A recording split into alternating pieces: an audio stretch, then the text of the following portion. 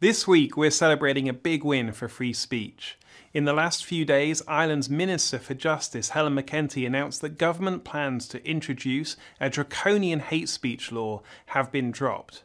Well, this is hugely positive and shows that even in times where censorship feels like it's on the rise, it's possible to rally together and to defend free speech around the world.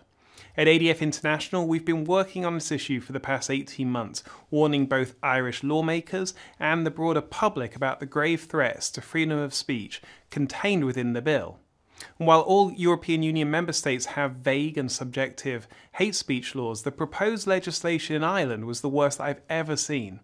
Like many laws that attempt to criminalise hate, the bill offered no definition of hate speech. It also made it a criminal offence to merely possess, in your own home, allegedly hateful material, which again is something that those in power would get to define. And if found guilty of any of these offences, Irish citizens could face up to 5 years in prison.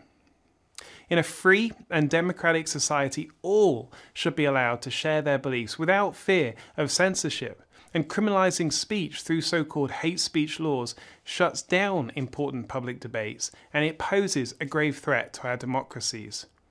Thankfully, after many came together from around the world to oppose this bill, and the Irish people spoke out against this state-backed censorship, the government has backed down.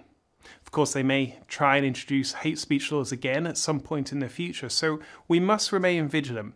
But today, please join me in celebrating a great victory and an example of what is possible when we unite together in defence of our fundamental right to freedom of speech.